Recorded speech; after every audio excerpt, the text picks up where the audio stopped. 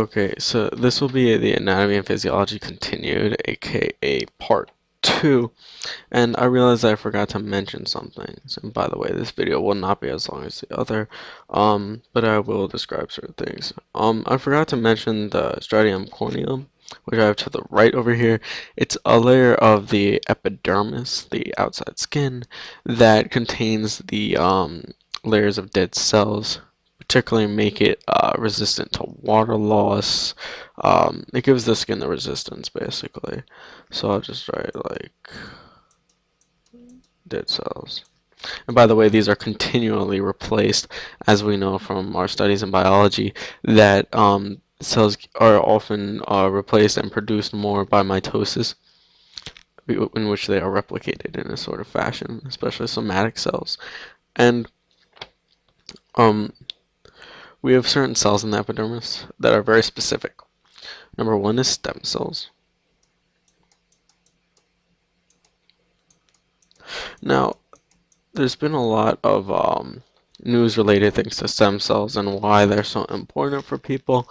Well, stem cells, here's what happens. The cells become specialized to certain areas, and then that's how they form the organs, the organ systems from simple cells. And they become specialized after a certain period. Before that period exists, one is allowed to take stem cells. The stem cells are the unspecialized ones, in which they can form the organ or the tissue that the person doesn't have or has a problem with. And that's why stem cells are so important. They're typically found in most organs and organ systems initially as well. So it's not just the epidermis that stem cells are found in the body. But anyway, um, we also, oh, before I do anything else, the stem cells are found in the deepest layer. It's called the Stratum basale.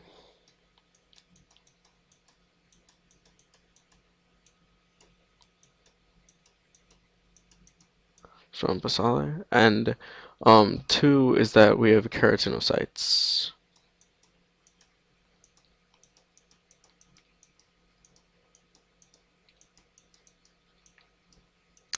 And keratinocytes, well, we know the protein keratin is in our hair and in our skin.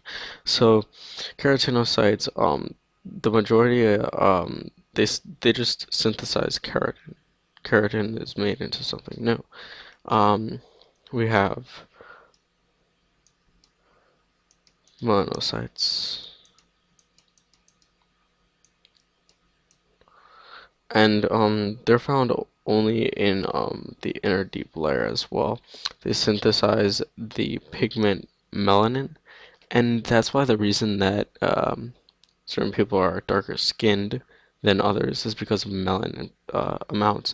For instance, if you have really pale skin, it's probably you have less melanin than a person who has darker skin. Um, they actually enhance the resistance to sort of UV radiation, but anyway, we have the tactile. They're also called Merkel cells. Merkel, whatever you want to call it. The receptors for the sense of touch, and we know the sense of touch comes from the nervous system as well.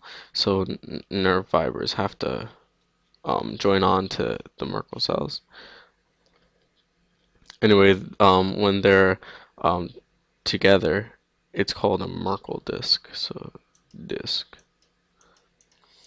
Um, Dendritic cells. Dendritic, dendritic cells. Dendritic cells are found in two layers. They originate in the bone marrow, but they go to the epidermis. They're the ones that stand guard against toxins, um, anything that tries to get through pathogens, you name it, and they contact the immune system. And now I want to start our layers. So the first layer that we talk about is the stratum basale, right? It's scattered across this layer that there are melanocytes and tactile cells, right? Melanin, as we discussed, and tactile cells, yes, they join with nerves. Stem cells exist also, but they specialize and become keratinocytes, which means that they migrate, so they're exiting. But then they come back and replace any cells that are lost, right? So we have stratum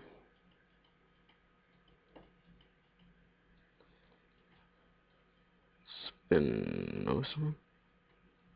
You don't really need to know how to spell this last part. You can probably just Google that. Um, it's several layers of keratinocytes, and the cells are pushed upward. So cells are kind of like pushed upward. They would normally divide by mitosis, right? Because they want to keep replacing the dead cells. Except, instead of doing the mitosis and performing that, they create keratin filaments. So we have keratin filaments.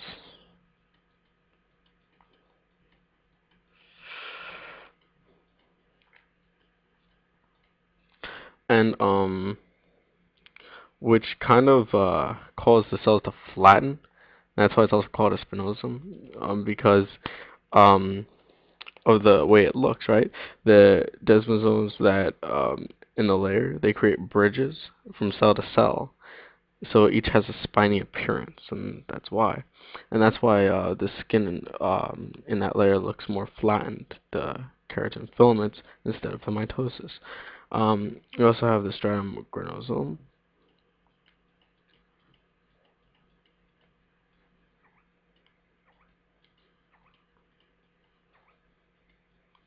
Um, they're like 3 to 5 layers of flat keratinocytes. They contain keratophyllin granules, which that's why it has the name over here. But it's explained a little bit later. We're gonna see why those are important. But anyway, to move on to another layer, we have the um, stratum lucidum. And we can tell from the word lucid over here, it's kind of clear, right? So that means it's going to be a thin layer, very thin. It's packed with a protein called elidin. Having difficulty writing this out. Um, and there are no nuclei or organelle present.